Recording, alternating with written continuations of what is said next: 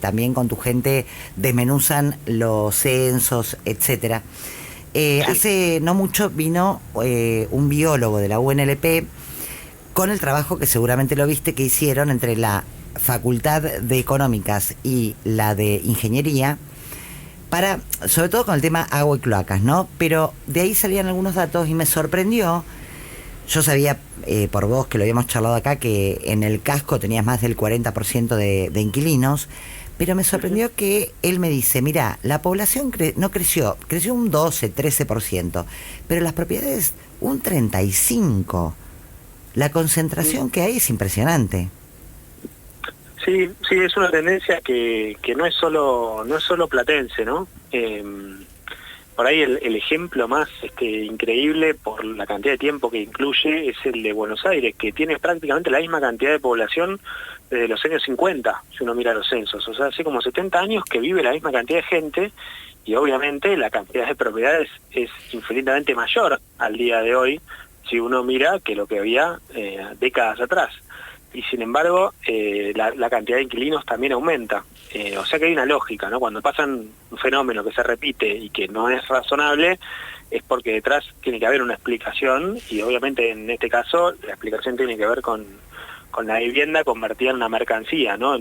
Más en un activo económico que en un bien destinado a la función primaria y básica que tiene la vivienda, que es la de permitirle, ¿no?, a las personas el derecho a acceder a su propio techo.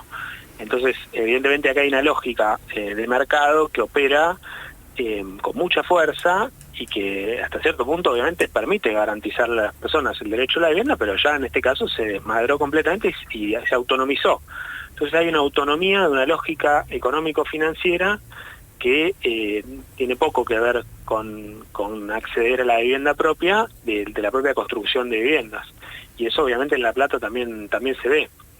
Es un fenómeno, sí, quizás el fenómeno más estructural que hay detrás de toda la discusión que después podemos tener sobre el precio de los alquileres o mismo de las viviendas, que está por atrás. Y es Claro. así. Y bueno, pero esto incide sobre el precio de los alquileres, las viviendas y demás, porque volvamos a La Plata.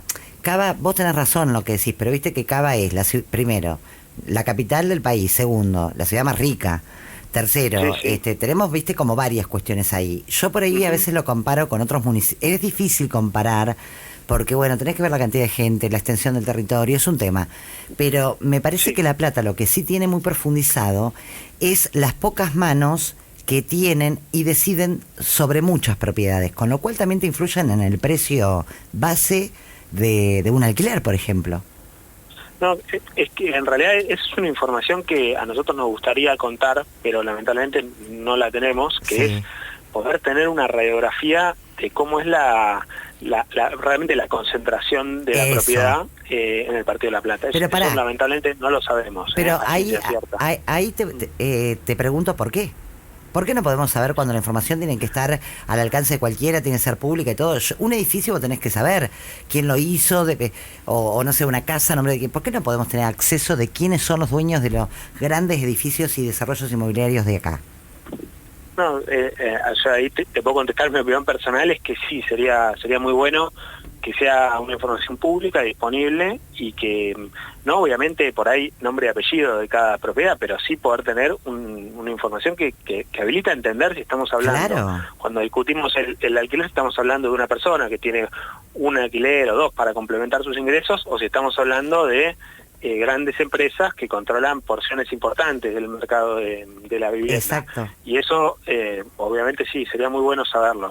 No te puedo dar una respuesta porque lamentablemente tampoco tenemos la información. Podemos presumir, obviamente, porque uno conoce casos y bueno, entonces empieza a hacer cuentas, pero siempre nos manejamos en el terreno de la presunción. Claro. Yo trato de evitarlo porque obviamente no quiero decir cosas que no tengo No, no, respaldo no. real. Pero sí sería muy interesante saberlo, sobre todo pensando en las medidas posibles que se pueden tomar regulatorias, porque no es lo mismo, ¿no?, un caso u otro No, a la no, hora de tal cual. regular. Tal Mira, cual. hace poquito nos pasó un caso, les cuento un caso que es la consecuencia de esto, ¿no? A Pero nos ver. pasó una persona que se acercó, una inquilina, que se acercó a la oficina nuestra y en su departamento nos comentó que todas las unidades funcionales, o sea, todos los departamentos donde ella vive, eran de un mismo dueño, que era una sociedad anónima. Entonces ella tenía el problema concreto por el que se acercó, que las expensas le habían aumentado de manera totalmente desmedida la parte que correspondía a los honorarios, no obras que se hayan hecho o arreglos, sino los honorarios. Y decía, ¿yo qué puedo hacer? Porque claro, el propietario era uno solo, entonces ¿qué herramienta tenía ella en tanto inquilina para que la administración del consorcio no le aumente los honorarios, ¿no? Una cosa increíble, porque claro, es una misma persona que simplemente al ser dueño de todos los departamentos del edificio, bueno, tenía todo el poder, digamos, el que habitualmente tendría una asamblea de propietarios. Claro, una sola persona. ¿No? Claro, no había manera. Era el patriarca. Sí que es patriarca. Una situación de... Pará, ¿cuántos, no me digas quién ni nada, por supuesto, pero ¿cuántos departamentos tenía una misma persona? No, eran alrededor de 12 unidades funcionales, pero era todo el edificio. Entonces, la lógica, ¿no?, en la que un consorcio, por el mismo, no, pero la misma lógica de la propiedad horizontal, ¿no? Pero pará, igual decís, no, 12 unidades funcionales, es un montón. O sea, anda a tener 12 unidades funcionales. Claro.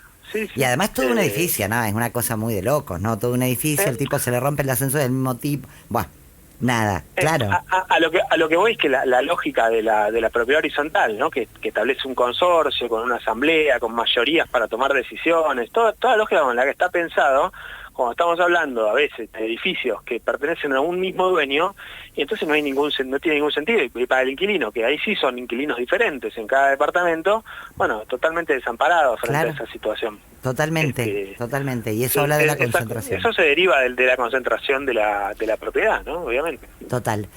Bueno, tercer informe sobre el mercado de alquileres. La primera pregunta, por más que por supuesto desmenuzar lo que vos quieras, y lo vamos charlando, pero viste que desde que se derogó la ley de alquileres, que había que reconocer, había poca oferta, era más la demanda que la oferta, eso sí se vio rápidamente que se modificó, pero la pregunta que siempre queda suspendida en el aire y que tenemos que ir contestando trimestre a trimestre es, ¿se acomodan los valores o no se acomodan?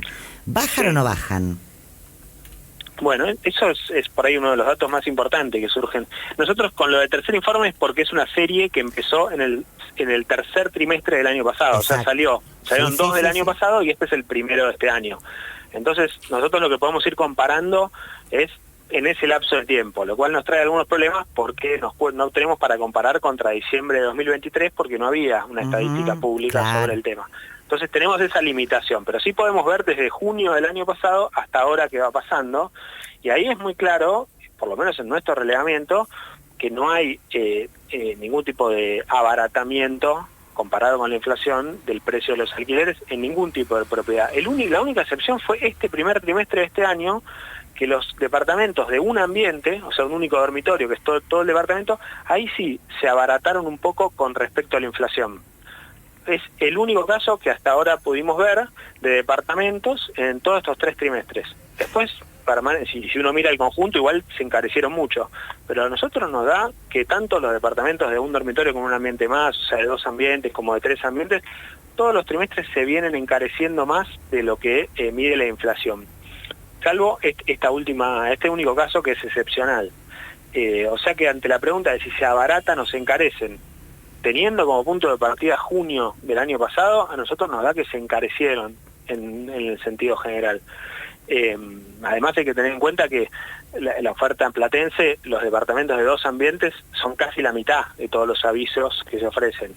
Entonces son es la más representativa, la más numerosa, ¿no? Bien, qué buen dato para los de 2 ambientes, es casi la mitad de la oferta en la Ciudad de La Plata. Sí, de hecho, eso también es un dato que es interesante para relacionar con lo anterior, porque uno se podría preguntar si lo que se construye es lo que demanda, lo que necesitan las familias o no, porque cuando uno ve la oferta ve que sumando un ambiente, o sea, monoambientes, y 2 ambientes con un solo dormitorio, ya tenés más de 2/3 de todos los avisos que están en juego. Entonces uno se pregunta, pero como la población platense vive solamente de a 1 o de a 2 y nada más, ¿no? ¿Qué le pasa a una familia que busca alquilar? ¿Qué tanta oferta encuentra? Evidentemente hay una lógica de lo que se construye que no está pensada en función de lo que necesita la familia para vivir decentemente, sino de lo que es más conveniente económicamente. Claro, La rentabilidad, eso también, sí, sí. eso también sucede en otras ciudades, pero acá se ve muy claro. Muy acentuado, también. Sí. Pero bueno, yendo al punto de lo que vos me decías, en realidad se encarece. Y este trimestre nos llamó la atención eso, que los de monoambientes, bueno, ahí subieron un poquito menos que la inflación. Los avisos, siempre estamos hablando de los avisos, ¿no? El promedio claro, de los avisos. Lo otro está regulado por un acuerdo que haces con el propietario, si es IPC, si bueno, es... Por eso, claro, acá nosotros lo que estamos viendo son los avisos de lo que sale, más menos, un depto acá. Sí, hay una estadística para tener una aproximación a los que ya están en curso, que hace el INDEC, que lo mide también, que ahí sí lo mide hace muchos años, entonces ahí sí podemos ver, respecto a la derogación de la ley, lo que pasa que es una estadística que mezcla contratos que empezaron durante la vigencia de la ley con contratos que empezaron después de la ley, que mezcla todo. Entonces, bueno, siempre son indicios, pero ahí es muy contundente. Si uno la mira y compara en diciembre de 2023, o sea, cuando se derogó la ley, con diciembre de 2024, ahí, según INDEC mismo, la inflación interanual fue 117, ¿no? De un diciembre a otro. El primer año de mi ley, digamos, de diciembre a diciembre, fue 117. Y la variación del precio de los alquileres en general le da 262 al INDEC. O sea, aumentaron mucho más los alquileres que la inflación en el primer año de mi ley, el primer año de derogación de la ley, digamos. Pero es eso, es una estadística que combina diferentes cosas, entonces tampoco uno puede decir con seguridad, porque puede haber contratos que aumentaban mucho, otros que aumentaban menos, bueno. Pero bueno, es el dato que emite el propio Estado Nacional, que también choca contra las propias declaraciones del presidente, que fueron muy en sentido contrario. Milei argumentó a fin del año pasado que habían bajado casi 30% los alquileres. Bueno, eso habla de lo que dice el INDEC es diferente. Bueno, digamos, eso es lo que uno puede decir. Eso dentro de lo malo, porque no está bueno que paguemos cada vez más, pero habla de que el INDEC no es de Milei, es de los argentinos. Por eso tenemos también que cuidarlo y exigir que mejore alguna cosita, pero cuidarlo. Absolutamente, sí. Decime esto que está interesantísimo. Viste que históricamente uno decía, bueno, ¿qué voy a alquilar? Suponte, vamos a hacer esto, sobre todo para los estudiantes que están escuchando, que garpan los alquileres los padres, como uno que tengo acá al lado mío. Pero vamos a hablarle a la gente que empieza a independizarse económicamente. Bueno, vos decís, che, voy a salir a alquilar, me voy a independizar de mamá y papá, joya. ¿Pero cuánto puedo pagar? No, y que no exceda el 30% de tu ingreso. Vos tenés X cantidad de guita que no puedes superar el 30%. Bueno, hoy, ¿cómo estamos con eso? ¿Más 30, menos 30? No, más y mucho más. O sea, lo del 30 es el parámetro que pone internacionalmente aceptado, ¿no? De Naciones Unidas, de lo que uno debería gastar. Reales ingresos de un hogar no deberían gastar más del 30 en todo lo que hace a la vivienda, que es el alquiler, pero incluye también, por ejemplo, despensas, si es un departamento, refacciones, si hay que arreglar algo, servicios necesarios para... O sea, es un número como integrador de todo. Eso te dice la ONU, no debería ser más del 30 para considerar que uno tiene el derecho a la vivienda más o menos asegurado alquilando, ¿no? Bien. Obviamente nosotros lo comparamos solamente con el alquiler. Yo siempre lo explico porque los otros gastos también son muchos. Totalmente. Bueno, lo que cambiaron las despensas y tarifas y todo, subieron mucho también este último año. Y los salarios quedaron mal. Bueno, claro. Comparando solamente salarios contra alquileres, a nosotros nos da que más o menos se mantienen a lo largo de los trimestres, pero en porcentajes altísimos. Por ejemplo, comparado con el salario mínimo vital y móvil, que justo hoy salió en el boletín oficial la actualización para estos meses. Sí, pero es bajísimo, está en el orden de los 300.000 pesos el salario mínimo vital y móvil. 305.000, sí. Sí. Eso nos da a nosotros, comparando con un departamento de 2 ambientes, un dormitorio y otra habitación, nos da 135% el salario mínimo vital y móvil. O sea, el alquiler con respecto al salario. O sea, no te alcanza un salario, te das un salario y 35% más de otro para llegar a pagar el alquiler. Igual vamos a ser rigurosos con lo que decimos. Si bien el salario mínimo vital y móvil es el peor de la región en este momento, nunca alcanzó para pagar un alquiler. Nunca. Por supuesto. Para eso digo, hay que ser son parámetros son que vamos tomando para comparar a lo largo del tiempo. Porque, por ejemplo, si lo comparás con la jubilación mínima de ANSES, ¿no? Ahí te da 113%, que obviamente una jubilación mínima tampoco alcanza para pagar un alquiler de un departamento de 2 ambientes en general, pero bueno, está en niveles muy altos. Exacto, está en niveles muy altos. Che, lo que me llama la atención es salarios netos registrados, porque ahí tenés, claro, me parece que ahí es como el trabajador que más... Ese es el más decente, digamos, entre comillas, que te da al día de a marzo nos dio 38,73, o sea, casi 39%. Un montón. Salario neto registrado, hay que aclarar siempre, estamos hablando de salarios en blanco, o sea, lo que se considera en blanco, por eso registrados, y es un promedio nacional que te puede incluir desde un trabajador bancario que por ahí tiene una paritaria un poco mejor, a un empleado de comercio, todo lo que es la actividad en general privada registrada, o sea, regida por paritarias. Como vos decías, hay también un conflicto con cuántos se están actualizando, pero bueno, claro, y uno dice, un salario te da 38, bueno, a lo mejor con 2 salarios netos, uno más o menos, que es lo que sucede, ¿no? Por eso es muy difícil vivir de a uno, vivir solo. Exacto. Pero bueno, con 2 salarios, si uno tiene la posibilidad de tener un salario registrado, probablemente con 2 salarios aborda la situación, aunque pagando bastante igual, por esto que digo de sumar todos los gastos que hacen a la vivienda, bueno, o sea, son porcentajes altos, porque después está el salario público, ¿no? Que es más alto el porcentaje de la administración pública de la provincia, y el salario informal, todo el mundo del trabajo en negro, que siendo asalariado en general está por debajo del salario registrado. En el promedio también. Sí, tal cual. Che, otro dato que te saco de ahí, porque así podemos hacer un mechadito. Otro dato que me llama muchísimo la atención. El 87.1% de los avisos, o sea, casi el 87, vamos a redondear, se concentran en el casco. En el casco, sí. El alquiler, casi el 90% en el casco.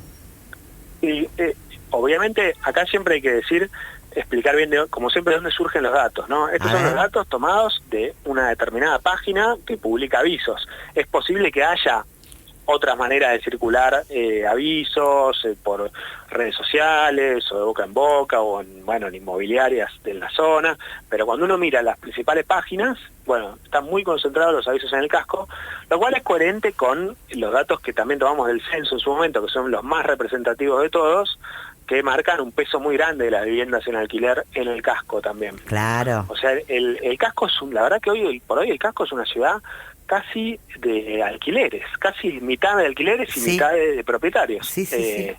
El resto de las localidades tiene proporciones, algunos altas, pero bueno, bastante menores que el casco. Pero en el casco no, el casco es generalizado.